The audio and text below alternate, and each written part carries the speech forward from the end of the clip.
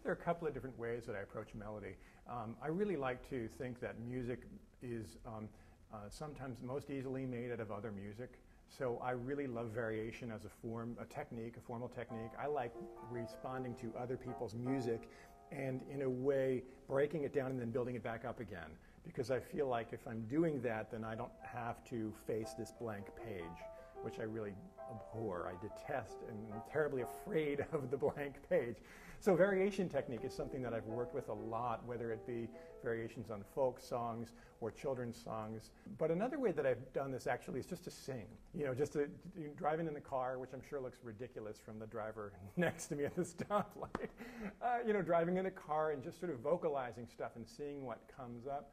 I do think that there's a lot of great work done on creating tunes away from an instrument. For me, it has to be not what I can produce with my fingers or even my voice sometimes, but just imagining. In other words, sort of abandoning the idea that I have to be able to perform this.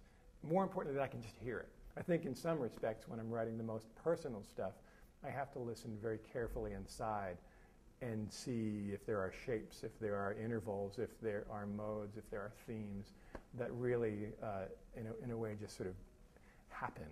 And then I have to sort of get them down on paper, which is always the hardest part because it's never as good on paper as it is in your head. That's one of the biggest challenges of composing music, is making that piece that you imagine at one instant at a traffic light or while you're getting your coffee at the convenience store or Starbucks or wherever you get your coffee, making that initial impulse into something that ultimately matches that level of emotional impact. Because pieces tend to ultimately come from very primal emotional places.